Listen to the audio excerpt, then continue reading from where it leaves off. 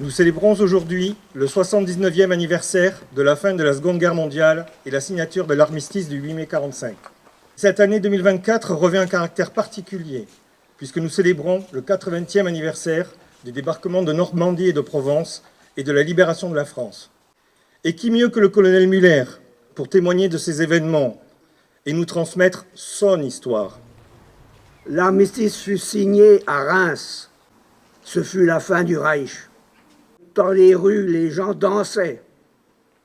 Nous, on n'avait aucune envie de danser.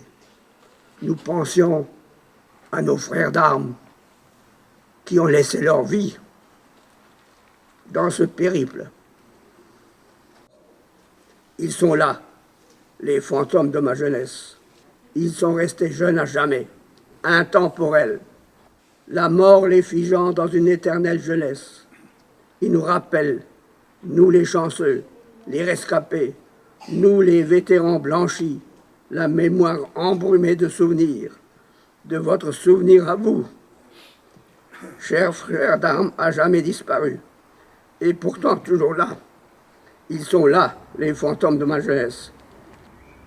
Les élèves de CM1, CM2 de l'école Méry, ici présents, devant vous, ont étudié avec leur enseignante le poème « Liberté » de Paul Éluard. Écrit en 1942, ce poème deviendra rapidement un des emblèmes de la résistance.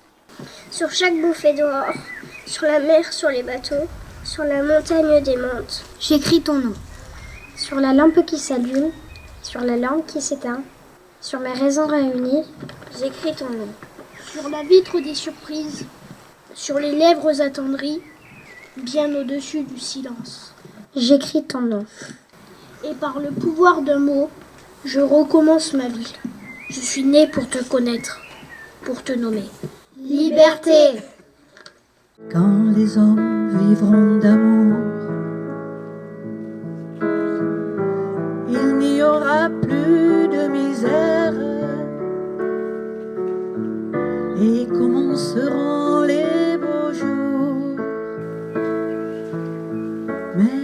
Remise de la Croix du combattant à M. Thomas par François Maurice, président de l'Union nationale des combattants.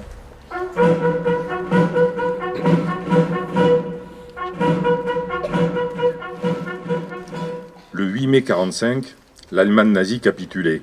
La victoire, si heureuse soit-elle, n'efface ni la guerre qui a eu lieu, ni ses ravages, ni ses morts.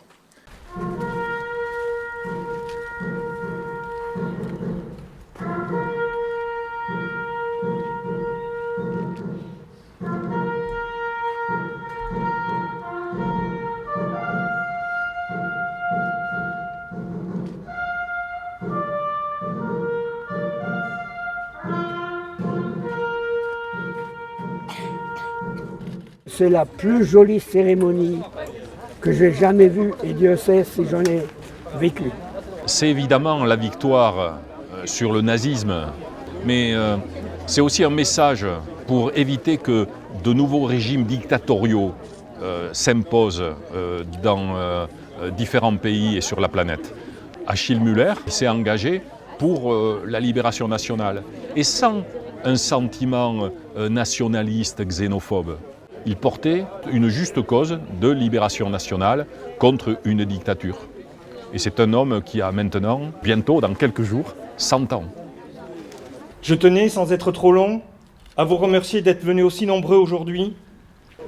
Merci en particulier au colonel Muller qui nous honore de sa présence à chaque cérémonie. Monsieur le maire vous invite à l'hôtel de ville partager un verre de l'amitié.